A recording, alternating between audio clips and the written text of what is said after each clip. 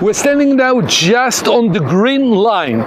As I told you before, the ceasefire line that Israel had with Jordan, this was Israel, this was Jordan before 67, okay? This road that we can see down here, this is the main highway of Israel. Road number 6, cross Israel highway from the north to the south. And in 2000, there were Palestinians from Qalqilya that were shooting the traffic that runs on this highway. So I had to construct here high walls. It was a day that General Petraeus came to visit Israel at the time of what was called the terror attack of the Second Intifada in 2000, and I brought him here. There was an army outpost here. I put on him helmet and vest and so on, and we were just looking at Qalqilya, and I told him, look, the Palestinians from Qalqilya are shooting the main highway of Israel, so I have to construct here concrete walls. And he said to me, you are crazy. In the States, if someone will shoot, some small town will shoot the highway, the town won't be there. So you're letting them stay here, and you're building something to protect your roads. This won't work. But in Israel, we all the time have to have the right balance. So fences. You can see the wire fence is coming from here till the yellow gate, and then it's changed from a fence to a wall, a concrete wall. Why wall? I'll tell you in a minute, but how the fence works. The fence is not electrified, but it's a very, very sophisticated fence, because there are a lot of sensors on this fence that if you touch it, if you cut it, if you climb on it, and in Jerusalem area, even if you're coming with some metal near it, it gives a precise indication where and what's going on there.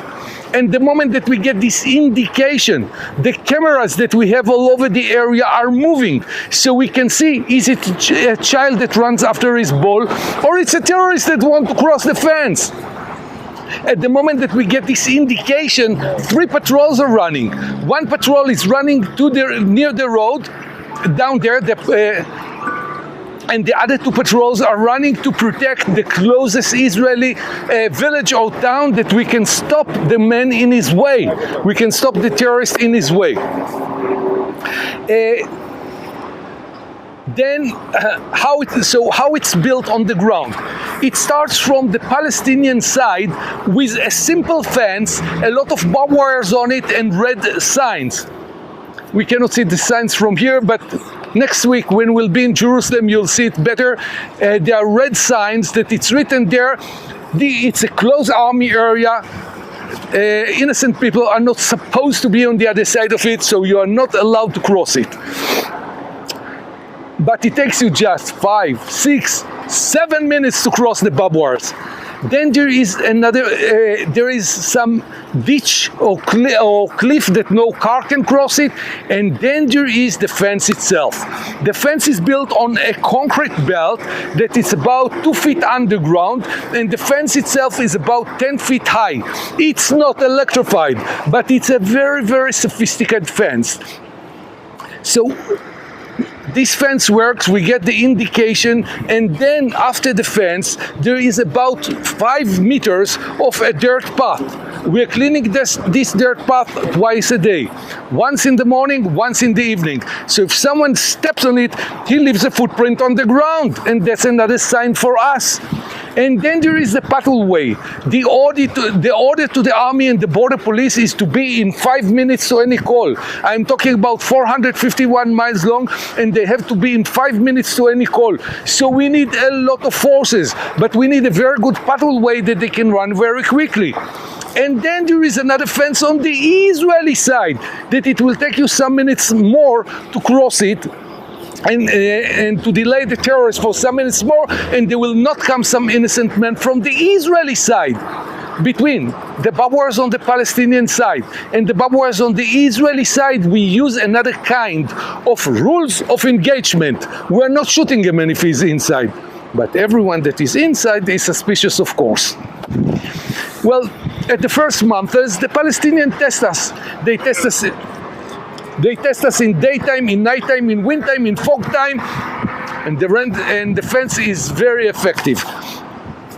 So they try to do a lot of things to harm it. We'll talk about it later when we'll be in Jerusalem, what they try to do.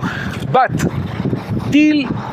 till 5 years ago, only 20 to 30 times a week someone tried to cross the fence.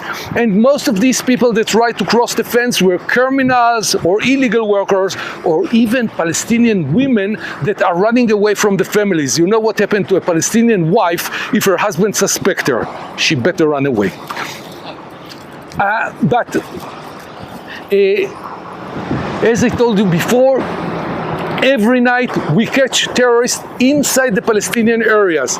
But what happened in the last 5 years was that the army took some of the forces to other missions, so the Palestinians succeeded to make holes in the fence and cross to Israel. So after the last wave of terror that we had here in April 22, the government decided to repair the fence, and now the fence is closed and they cannot cross unless they are crossing checkpoints in the way. You can see that here it changed from a wire fence to a concrete wall. Why?